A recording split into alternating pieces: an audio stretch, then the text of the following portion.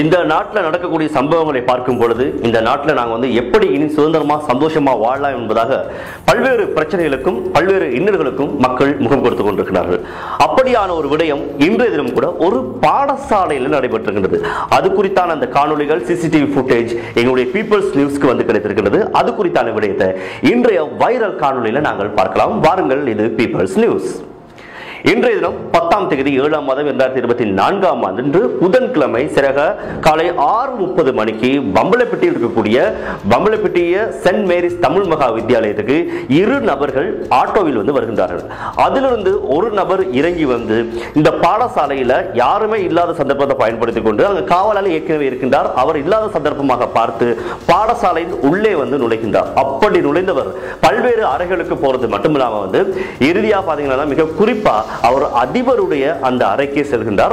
அதே நேரத்தில் வந்து அங்க இருக்கக்கூடிய சிசிடிவி கேமராக்களுடைய அந்த வயர்களை வெட்டுறதுக்கும் அதை வந்து துண்டித்து எந்த விதமான காட்சியும் பதிவாக இருக்கணும் என்ற வகையில் பல்வேறு விடயங்களை வந்து மேற்கொள்கின்றார். எனவே இந்த காணொலியை பார்க்கும் பொழுது மிகவும் பதப்பதைக்கிறது மட்டுமில்லாமல் எங்களுடைய நாட்டில் வந்து பொதுமக்களுக்கு தான் பாதுகாப்பு இல்லை என்று பார்த்தோமாக இருந்தால் குறிப்பாக பாடசாலையில் இருக்கக்கூடிய ஒரு அதிபருக்கு பாடசாலையில் கடமையாற்றக்கூடிய ஆசிரியர்களுக்கு அதே அங்க இருக்கக்கூடிய சிற்றூழியர்களுக்கு ஏதும் நடந்திருந்தால் இல்லை என்ன காரணத்துக்காக அவர் வந்தார் என்று சொல்லி முழுமையாக தெரியவில்லை. ஆனால் கூட சரியாக அவர் அதிபருடைய அந்த அறையை நோக்கி சென்றது சிசிடிவி கேமராக்கள் மூலமாக அவதானிக்கூடியதாக இருக்கின்றது. எனவே இந்த காட்சிகளை பிரத்யேகமாக அந்த பாடசாலையுடைய அதிபர் என்டன் ராஜ் எங்களுக்காக அனுப்பி வைத்திருக்கின்றார். எனவே இவர் குறித்தான அந்த விடயமானது இப்பொழுது பம்பலப்பட்டி போலீஸ் நிலையத்தில் வந்து முறைப்பாடாக பதிவு செய்யப்பட்டுள்ளது.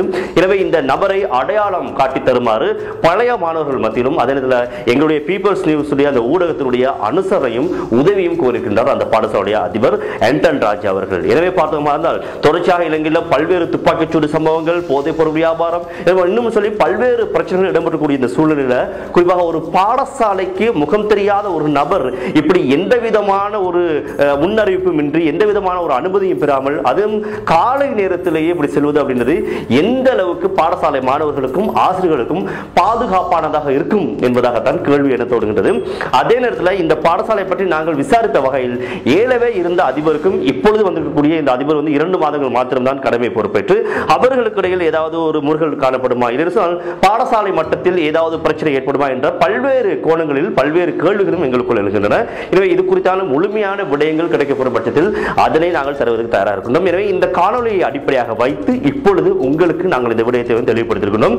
அதிபருடைய மிக முக்கியமான கோரிக்கை இந்த நபரை அடையாளம் கண்டு தாருங்கள். நான் வந்து போலீஸ் நிலையத்தில் வந்து இவரை வந்து அடையாளம் காட்ட வேண்டும். எனக்கு பாதுகாப்பில்லை, பயமாக இருக்கின்றது. எனவே நான் பாடசாலையில் கடமையாற்ற வேண்டும், பிள்ளைகளை பாதுகாக்க வேண்டும், ஆசிரியர்கள் என்னுடைய பொறுப்பில் தான் இருக்கின்றார்கள். எனவே இதற்காக இந்த உதவியை புரியுங்கள் என்பதாக கேட்டிருக்கிறார். எனவேதான் இந்த காணொலியை முதல் முறையா ஊடகமா உங்களோடு நாங்கள் பகிர்ந்து கொண்டிருக்கின்றோம். இது குறித்தான விடயங்கள் உங்களுக்கு தெரியும் பட்சத்தில் எங்களுடைய இன்பாக்ஸுக்கு உங்களுடைய தகவல்களை நீங்கள் அனுப்பி வைக்கலாம். இது வைரல் காணொலி பீப்பிள்ஸ் நியூஸ்.